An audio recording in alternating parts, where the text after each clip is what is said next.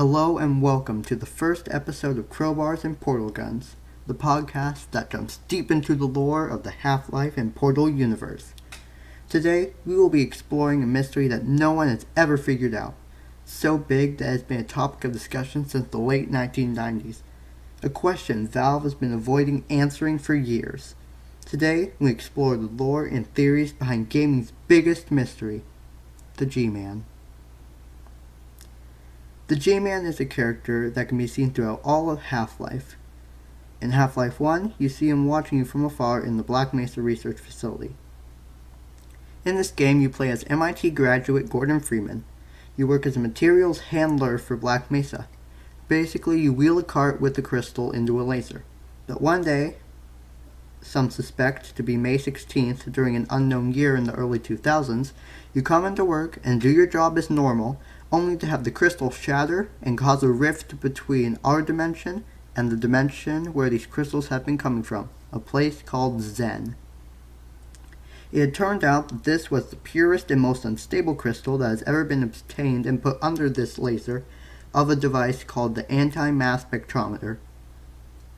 So after taking a crowbar, Gordon has to fight his way through Black Mesa, avoiding the Zenian creatures such as Houndeye, headcrabs, and vortigaunts. Eventually, he's transported to Zen and he has to defeat a giant creature called the Nylanth, who is keeping the rifts open between Zen and Earth. After you kill it, the G-Man finally approaches you. He tells you that his employers and himself are now in control of Zen. He then offers you an unspecified job, and when you accept, he puts you in stasis for 20 years. After looking at every detail about this shifty, well-dressed man, I have come to a conclusion about who he is. The G-Man is really a Nylanth. Let me explain.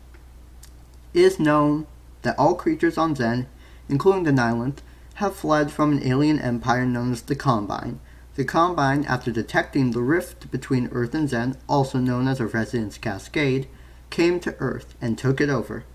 20 years later, the G-Man puts you back on Earth. He does this because your arrival, after so long, is the perfect thing to start an uprising with Earth's resistance against the Combine. Now, who would want the Combine defeated? The Nylanth would. Just like Earth, the Combine also had taken over the Nylanth's homeworld, so revenge is probably something that species has on its mind. It's also worth noting that anyone allied to the resistance won't attempt to shoot the G-Man, but Combine forces will. Now, back in the first game, we learned that the Nylanth has control over Zen and enslaved a race of creatures called vortigaunts. As I said before, after you kill the Nylanth, the G-Man tells you that he now has control over Zen. Similar? Yeah. Also, the vortigaunts are known to be against the G-Man as well. At the beginning of Half-Life 2, Episode 1, the vortigaunts are shown taking you out of stasis and the G-Man's control. This makes sense. Of course they'd be against whatever plans the G-Man has if he's the same species as the creature of whatever enslaved them. While we're talking about the vortigaunts, I think it's worth adding that many Zen creatures can manipulate time. This is proven in Half-Life 2. If you do some exploring, you'll come across an ally known as the Singing Vortigaunt. He tells you that, We remember the Freeman. We are coterminous. There is no distance between us. No false veils of time or space may intervene. We see you still in Black Mesa. Clearly we see you in the Nylanth's chamber. Now, coterminous means having the boundaries or extent in space or time. This basically means that the Zen creatures can exist beyond time. This will explain how the G-Man was able to place Gordon in stasis outside of time, as well as how he knows what actions to take to eventually lead to the Combine's downfall. In Half-Life 2, Episode 2, we learned that the G-Man is the one who gave Black Mesa the crystal that caused the Resonance Cascade. That event led to the Combine's discovery and takeover of Earth. Then, as I said before, he places Gordon back on Earth 20 years later, at the exact moment where his arrival would cause an uprising against the Combine. This proves that he knew exactly what to do and when to do it. Those of you who have played Half-Life will know that the Nylunth you kill was the last of its kind. But in a little-known interview with Mark Laidlaw, the lead writer of Half-Life, we learn something that changes all of this. Mark is asked if other Nylunth have ever been captured by the Combine.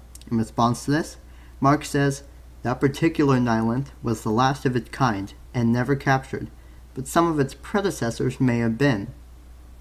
This tells us that some of the past Nylunth species may still exist. To go along with this, when you're fighting it, the Nylunth communicates telepathically with you. One of the things it says is this. Comes another. Comes another. Did you hear that? It said, comes another. Comes another. Listen again. Comes another.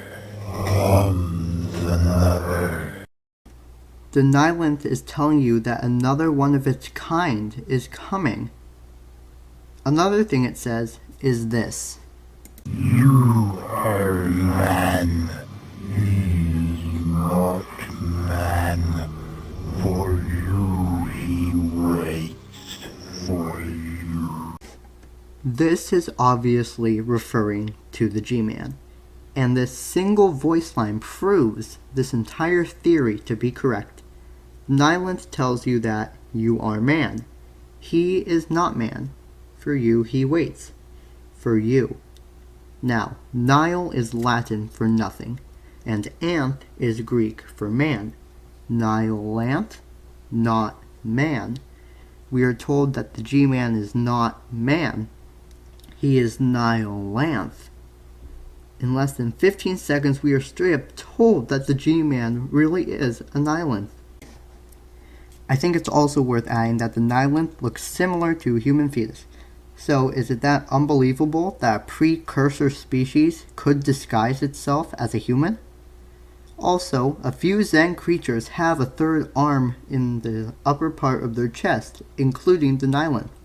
If you watch the G-Man's cutscenes in the games carefully, you'll notice that he's constantly adjusting his tie, like something is pushing up on it, something like a third arm. Now this is just a theory, this part cannot be proved like the other parts of this podcast episode, but I think it makes sense. Whether you're in Black Mesa or fighting Combine, you can be sure the G-Man is watching you. If you don't believe this theory, I want you to know that Valve has said that canonicity is up to the player. So I think this is canon, and you might too. If you liked my first episode, make sure to subscribe. And until next time, Resistance members and test subjects, keep gaming. I also decided to quickly add one of my favorite G-Man lines to the end of the podcast. If you played Half-Life 2, then you should know it. Here it is. Rise and shine, Mr. Freeman. Rise and shine. Not that I wish to imply you have been sleeping on the job. No one is more deserving of a rest, and all the effort in the world would have gone to waste until... well, let's just say your hour has come again.